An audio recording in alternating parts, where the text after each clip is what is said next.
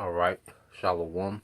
First and foremost, I would like to give all praise and glory unto Yahweh Bahashem, Yahweh Shai, Bahashem Rakakwadash, and double honors unto the apostles and the elders of GMS who rule well, teach well, being great examples to us younger brothers, and peace and blessings and salutation to the hopeful lake out there pushing his word in truth and in sincerity across the four winds in the name of Yahweh Bahashem, Yahweh Shai, Bahashem Rakakwadash, pushing to get up out of here. Shalom to the hopeful leg, the believers, the listeners who have came back to the obedience of the scriptures through faith in Yahweh Bashim Al Shai.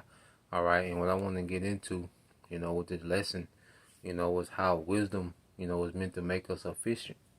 Wisdom is meant to make us efficient. And when you go back to the beginning, going back to Genesis, the Alahayim, when they was creating everything, well, they created it with wisdom. And everything that was created complemented each other, from the animals to the herbs, to the plants, all right, to man and woman, okay, to night and day. Everything was meant, to complement, and benefit the good of another so everything could operate in efficiency, and that's why, we're learning efficiency from the ground up, beginning with ourselves, because when you go into the scriptures, matter of fact, let's get this word efficient. All right, let's get this word efficient first. And you'll hear this a lot, in business and sports. But ultimately, the planet Earth is supposed to run off true efficiency, okay? Off true wisdom, which by default creates efficiency. Now, when you go into efficient, it says efficient, especially of a system or machine achieving maximum productivity with minimum waste, effort, or expense. It says of a person working in a well-organized and competent way, preventing the wasteful use of particular resources, man. And you look at how, the earth was set up. The earth was set up where people, where the earth was supposed to have abundance. You're always going to have, classes where people are going to have more than others, okay? But the earth has enough abundance if it ran efficiently where there shouldn't be poverty. Okay, when Yahweh Shah said we will have poverty with us always, that's under the rulership of Esau Edom. The Lord knew, under this, current rulership, Yahweh Shah knew, that there was always going to be poverty. Okay, and it's a very unbalanced, system. Because during the time of King Solomon, okay, you had abundance, of course, with the nation of Israel, you see, and other kings, all right, and nobles and leaders of other kingdoms will come, all right, to inquire of wisdom, okay, of what you think they was inquiring when they came to see King Solomon. They was inquiring about efficiency, man. How can we run our kingdom like your kingdom? Okay, and then and the kingdom is going to go back to that. And we know that King Solomon is who? Yahweh Shai. Okay, so when you go to 1 Kings, the 4th chapter, okay, well, that's going to be restarted under Yahweh Shai in Isaiah, the 2nd chapter. They're going to come, okay, and learn the ways of righteousness, which is going to make them more efficient. Okay? Matter of fact, let's just get it. Let's just get that. It's comparative too. Now, when you go here,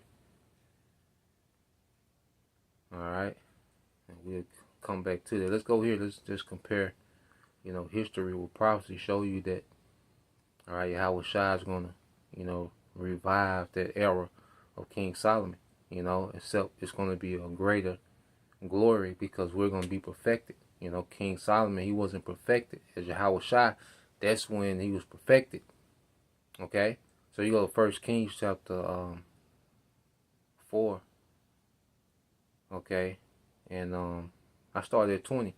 And it says, Judah and Israel were many as the sand which is by the sea in multitude, eating and drinking and making merry. Now, how did King Solomon rule? He ruled with wisdom. What did he pray for? He prayed for wisdom. What did he request? When the Heavenly Father came to him, and said he would give him anything. Well, what did he request? He requested wisdom to rule his people. And with that wisdom, created abundance, peace, and efficiency, man. Okay, so we're learning this wisdom in captivity, and we're learning to govern ourselves with this wisdom. And ultimately, if we're joint heirs with Yahweh Shah, we're going to govern the earth with Yahweh Shah with this wisdom, man. Which is going to create abundance, okay, peace and efficiency, man. Okay, things are not going to be warring against each other. It's not going to be a wasteful kingdom, man. There's a use for a lot of things of the earth that we walk by, that we look over, that we don't know, we don't have a clue, man. There's so much, use for things all around us that we don't have a clue, man, because we've been so separated from wisdom in this synthetic ass virtual digital kingdom, man, of Esau, man. Okay, now when you go down, okay, this is 1 Kings chapter 4, verse 24. It says, "For he had dominion over all the region of the side of the river, from Tiphsah even to Azah, over all the kings on this side of the river. And he had peace on all sides round about him." And how was he ruling? In the wisdom of Yahweh Bashem Shai. Okay, and Judah and Israel, all tribes, dealt safely, every man under his vine and under his fig tree, from Dan even to Beersheba, all the days of Solomon, abundance. Every man had substance.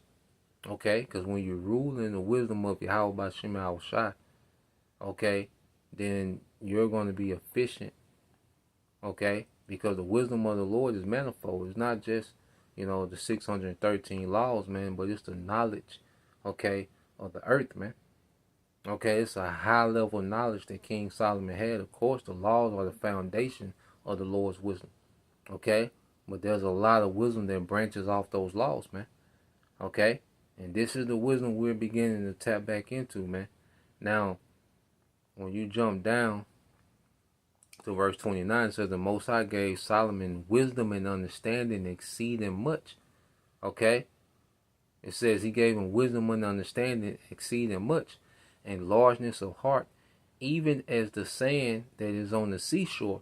And Solomon's wisdom excelled the wisdom of all the children of the east country, and all the wisdom of Egypt. Okay, and all the wisdom of Egypt. Now, when you come down, verse 34 says, "And there came of all the people to hear the wisdom of Solomon, and all the kings of the earth which had heard, all right, of his wisdom." So everyone was gravitating to King Solomon because why? They wanted that wisdom to run their kingdoms, and their kingdoms was tributaries to the king, all right, to King Solomon, because even King Solomon, he was a king of kings in this time. And we know Yahweh Shai coming back is what? The king of kings. Okay? And the earth is going to flow to Yahweh Shai, what? To learn wisdom. Let's go to Micah 4. So we're learning, we're tapping into a wisdom that's going to run the earth.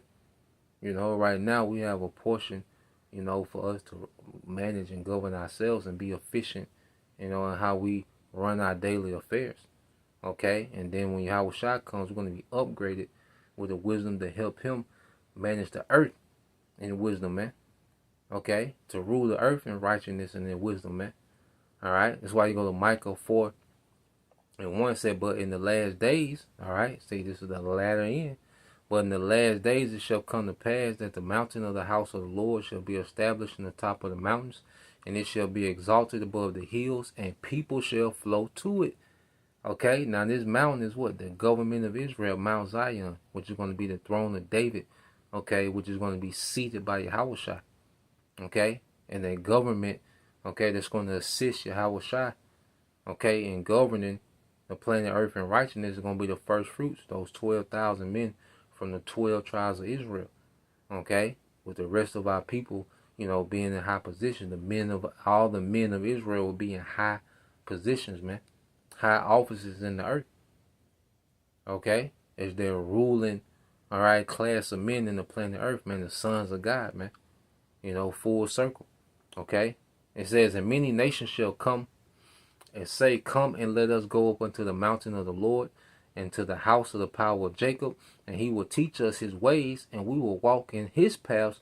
For the law shall go forth of Zion, and the word of the Lord from Jerusalem," man. And that's going to be that new wine dropping down. It's going to be the law, and the wisdom of Yahweh Bashem Al Shai dropping down, okay, on these heathens in the kingdom, man. Okay? and they're gonna know to govern themselves by this wisdom. You know, I'm saying certain, and every brother gonna have their province. You know, where these heathens gonna have to check in. These heathens gonna be forever subjugated to us as handmaids and servants. Okay, they're gonna be forever tributary to us. They're not gonna have the law within them, so they're gonna, all right, have to be governed. Okay, but we're not gonna be governed a new America. The culture of America and Western culture in this current age, that won't exist anymore. Okay, it's gonna be a completely different standard in the kingdom. You see, but the earth is gonna run on much more efficiency, man. Families are gonna, be extremely. People are gonna be more productive. Okay, people are gonna be way more productive. All right, and on a high level in our kingdom, man. Okay, the earth is gonna be used how it was meant to be used. You see, we're not gonna work against the earth like Esau kingdom. Okay, our rulership is not gonna destroy the planet. Okay, using drying up rivers. All right, the climate throwed off, earthquakes, tsunamis, hurricanes. No, man, we're not gonna rule the earth. Okay, we're not gonna rule in the fashion that works against the earth. No, our rulership is gonna work with the earth, man. Okay, and it's gonna create efficiency all across the board. And it says, and he shall judge among many people and rebuke strong nations afar off, and they shall beat their swords into plowshares and their spears into pruning hooks. Nation shall not lift those swords against nation, neither shall they learn war anymore. Yeah, because war is inefficient. War sets nations back. When nations go to war, man, they lose all their men, a lot of their working force, a lot of those fathers, a lot of those skilled trades that they lose when you go to war. A lot of women, it just sets nations back. We're not gonna learn the nation not gonna have to learn war in the kingdom because they're gonna have a righteous rulership, man.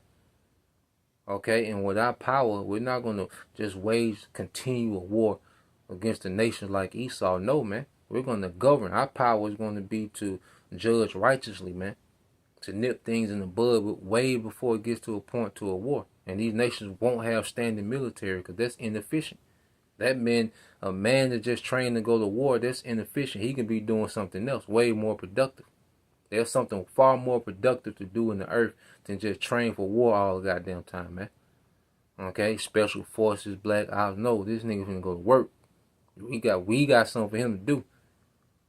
Okay, you come special force in this coal mine, all right, in this gold mine, in this silver mine. Okay, yeah, you see, come Delta Force your ass in this cotton field. Okay, get this, keep the cattle, keep the sheep. No, we got plenty of work to do. Okay, all right, we're gonna have some special ops for you heathens in the kingdom, man. All right, it says, but they shall sit. It said, listen to this, but they shall sit every man under his vine and under his fig tree, and none shall make them afraid, for the mouth of the Lord Yahweh Bashem Yahushua of hosts have spoken it, man. Okay, and that goes back to the condition we was under during King Solomon. That's gonna be revived, okay, by Yahushua, and it's gonna be perfected. And it's gonna be everlasting, man. Okay, so we're gonna rule a kingdom of wisdom, man, and we're learning, wisdom now. Like I say, to govern ourselves in efficiency, but soon we're gonna level up to a wisdom to aid Yahushua and govern the earth with efficiency, man. So that's the point. Lord will. All right, you brothers. All right, and you few sisters edified once again. We give all praise and glory unto Yahweh Bashem Yahushua Bashem Kakadash, and double honors unto the apostles and the elders GMS who rule well, teach well, being great examples towards younger brothers. And peace and blessing salutations to the hopeful. Shalom.